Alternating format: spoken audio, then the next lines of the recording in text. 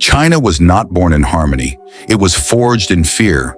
Before China became an empire, before laws replaced war, before one ruler called himself first emperor, thousands were silenced, books were burned, scholars were buried alive.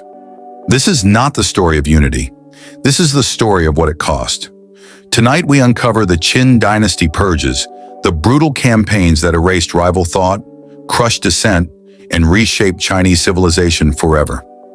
For centuries, China was divided. The Warring States period was an age of endless conflict. 7 major states locked in constant war, each with its own philosophy, laws, and vision of order. Among them, Qin was different. Qin did not value debate. It valued obedience. It did not seek moral persuasion. It sought control. Under legalism, Qin believed human nature was selfish, and only harsh laws and merciless punishment could maintain order. When Qin finally conquered all rivals in 221 BCE, the age of endless war came to an abrupt end, and a single authority stood above the ruins of the old world. King Zheng crowned himself Qin Shi Huang, the first emperor of China.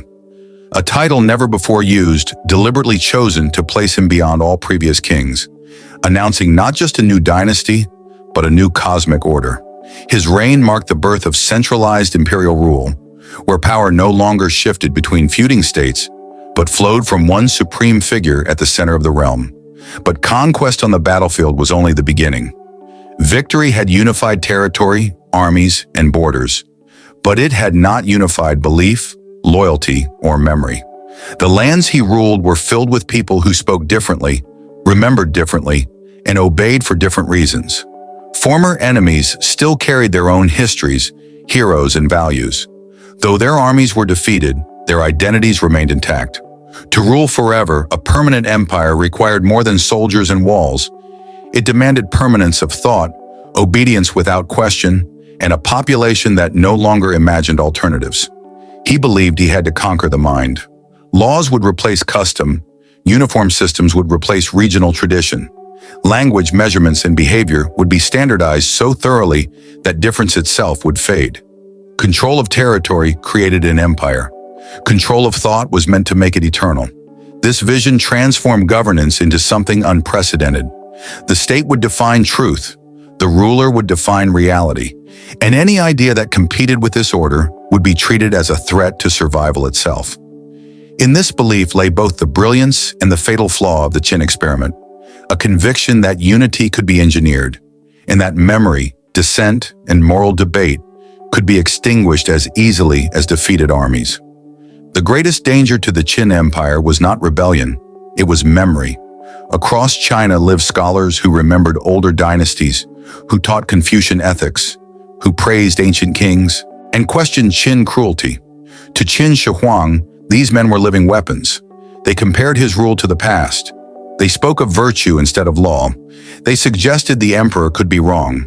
In an empire built on absolute authority, thought itself became treason. The emperor turned to his ruthless chancellor, Li Si. Li Si had a solution: erase the past. In 213 BCE, a decree shook the empire. All private copies of books' history, philosophy, poetry were ordered destroyed. Only Qin-approved texts survived.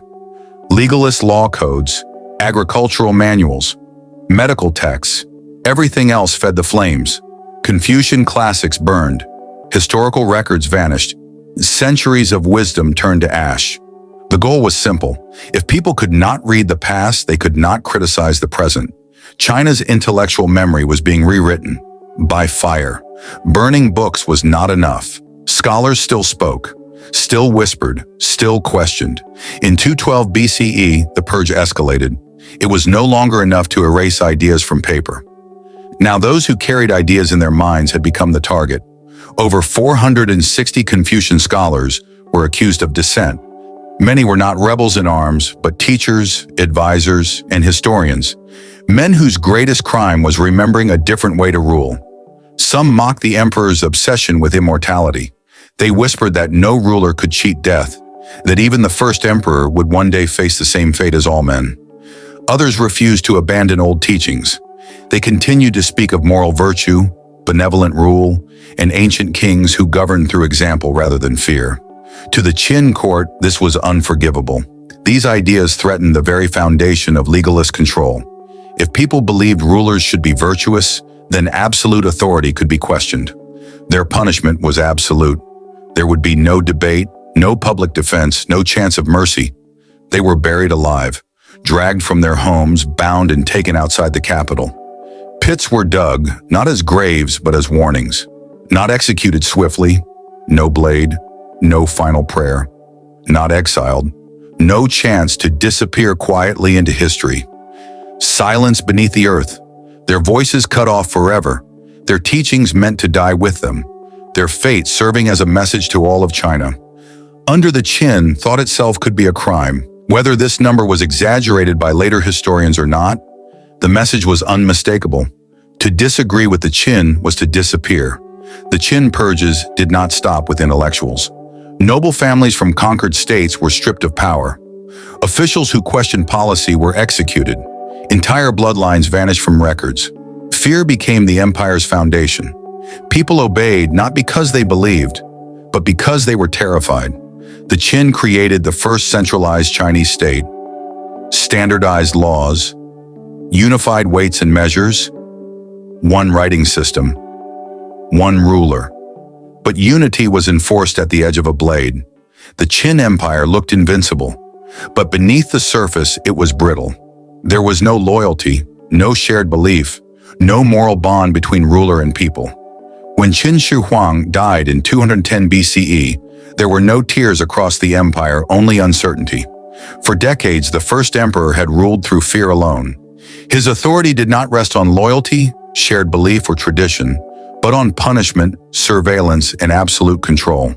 The people obeyed because disobedience meant death. Officials complied because hesitation meant execution. The system worked, but only while he lived. When Qin Shi Huang died in 210 BCE, the terror he built collapsed almost instantly. There was no smooth transition of power, no respected heir with legitimacy in the eyes of the people, no institutional trust to hold the empire together. Behind the polished image of unity, the state was hollow. Court conspiracies erupted within days. The emperor's death was hidden from the public as advisors fought for control. His designated successor was forced to commit suicide. A weaker son was placed on the throne, a ruler feared by no one and trusted by even fewer. Rebellions erupted. Across the empire, the people rose. Peasants conscripted into forced labor, abandoned state projects. Former soldiers took up arms against the regime they once served. Local uprisings spread like wildfire, fueled by years of resentment. The Great Wall, the roads, the palaces, all built by suffering hands, became symbols not of unity, but of oppression. Officials defected. Men who had enforced Qin law with iron discipline now switched sides to preserve their lives. Governors declared independence. Commanders surrendered cities without resistance. There was no shared cause worth defending. The legalist state had demanded obedience, but it had never inspired loyalty. Once fear vanished, nothing remained to bind the empire together. The empire shattered. What had taken centuries of war to unite fell apart in a matter of months. Regional powers re-emerged. Rival leaders claimed legitimacy. Civil war returned to China with a vengeance. Former peasants became generals. Former nobles returned from exile.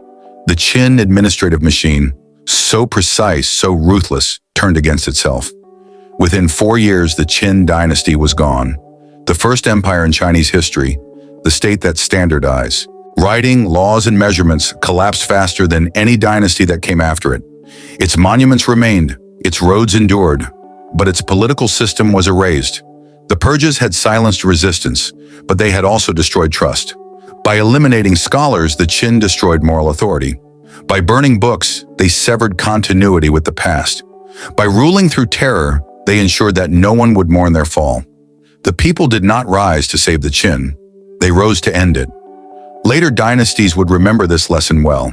The Han would rule differently, embracing Confucian ideals, restoring scholarship, and grounding authority not just in law, but in legitimacy. The Qin had proven that force could create an empire, but they also proved something far more important. An empire built on fear will never survive the moment fear disappears. The Qin dynasty unified China, but in trying to control everything, it ensured its own destruction. Later dynasties learned from Qin's failure. The Han restored Confucianism, scholarship returned, balance replaced brutality. Yet the Qin left an eternal lesson. Power can unify a nation, but fear cannot sustain it. The Qin dynasty built China but nearly destroyed its soul. This was the price of unity. This was the Qin Purges. This is Untold Dynasties. To learn more about forgotten East Asian history and dynasties, like and subscribe now. The chronicles continue.